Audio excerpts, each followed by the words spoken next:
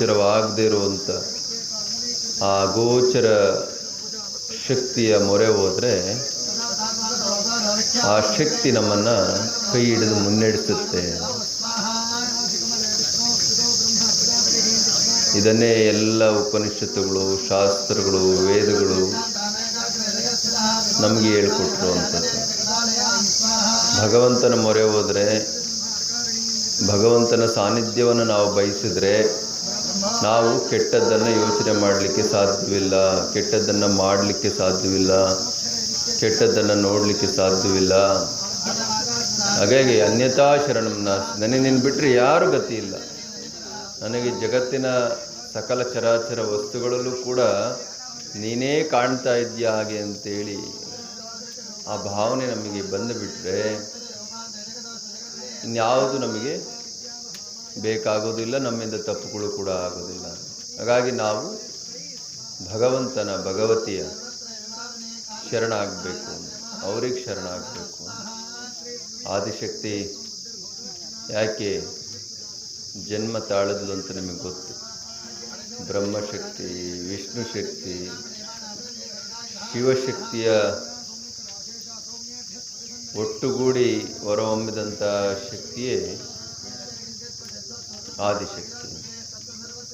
ಯಾಕಾಗಿ ಆದಿಶಕ್ತಿ ಇವರೆಲ್ಲರ ಶಕ್ತಿಯನ್ನು ಒಡಗೂಡಿ ಉದ್ಭವ ಆದ್ಲು ಹಾಗೆ ಅಂತ ಹೇಳಿದರೆ, ಜಗತ್ತಿನ ಎಲ್ಲ ದುಷ್ಟಶಕ್ತಿಗಳನ್ನು ನಿಗ್ರಹ ಮಾಡಲಿಕ್ಕೆ, ಸಂಹಾರ ಮಾಡಲಿಕ್ಕೆ, ತಾಬದಿಗೆ ತರಲಿಕ್ಕೆ, ಯಾರು ಭಗವಂತನನ್ನು ಸರ್ವತಾ ನಂಬಿದ್ದಾರೆ ಅವರನ್ನು ರಕ್ಷಣೆ ಮಾಡಲಿಕ್ಕಾಗಿ ಆದಿಶಕ್ತಿ ಉದ್ಭವ ಆಗಿತ್ತು.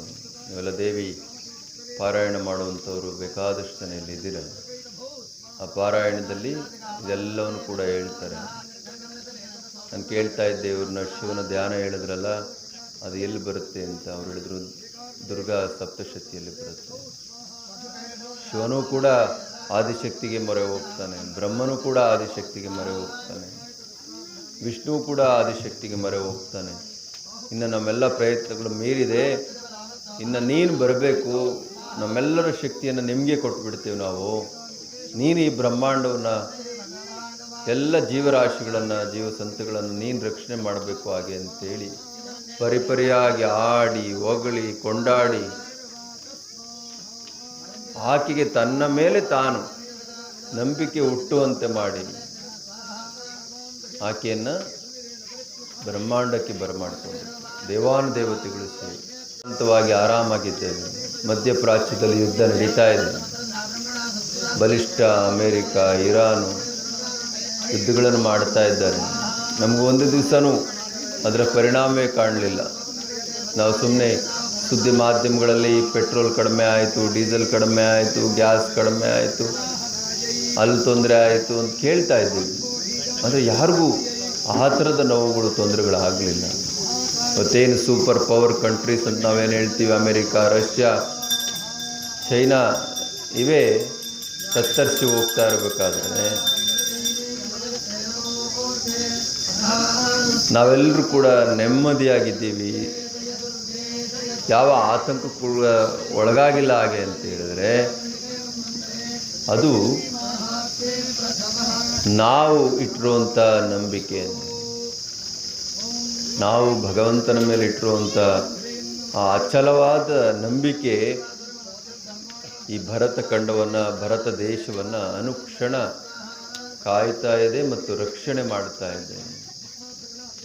ಹಾಗಾಗಿಯೇ ದಾಸರು ಹೇಳುವಂಥದ್ದು, ನೀನು ನಂಬಬೇಕು, ನೀನು ನಂಬಿದ್ರೆ ನಿನ್ನ ಯೋಗಕ್ಷೇಮ ಭಗವಂತ ನೋಡ್ಕೊಳ್ತಾನೆ. ನಂಬಿ ಕೆಟ್ಟವರಿಲ್ಲವು ಮನುಜ, ನಂಬಿ ಕೆಟ್ಟವರಿಲ್ಲವು. ಆ ಕೆಲಸ ಆಗಬೇಕಾಗಿದೆ. ಹಾಗಾಗಿಯೇ ಇವತ್ತು ಯಾಗಯಜ್ಞಗಳನ್ನು ಮಾಡ್ತಾ ಇದ್ದಾರೆ.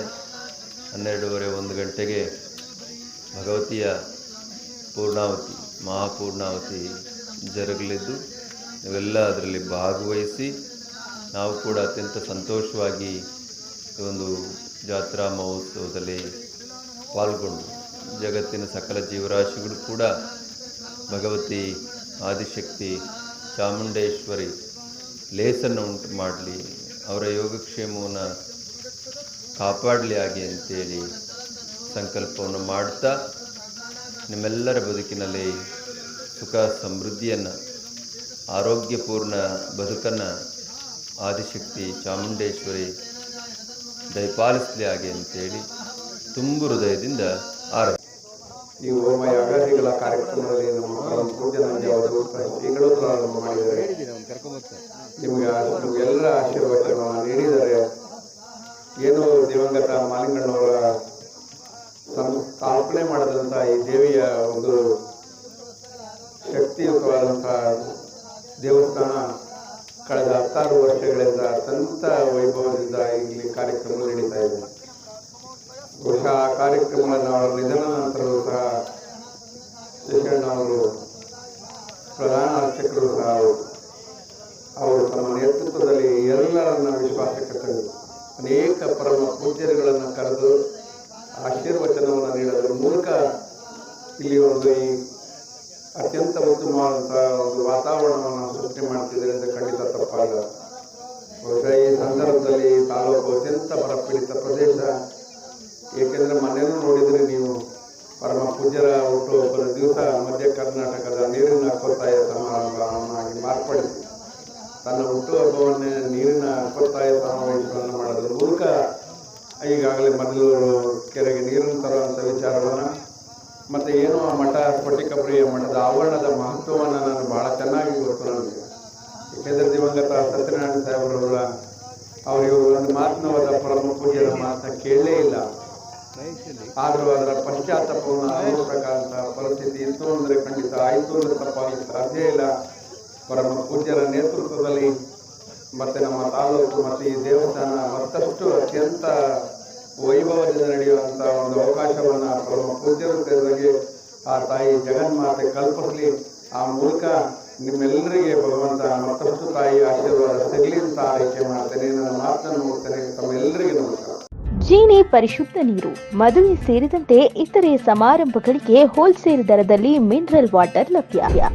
ಸೂಪರ್ ಮಾರ್ಕೆಟ್, ಹೋಟೆಲ್, ರೆಸ್ಟೋರೆಂಟ್ಗಳಿಗೂ ಜೀನಿ ಮಿನರಲ್ ವಾಟರ್ ಸರಬರಾಜು ಮಾಡಲಾಗುತ್ತೆ.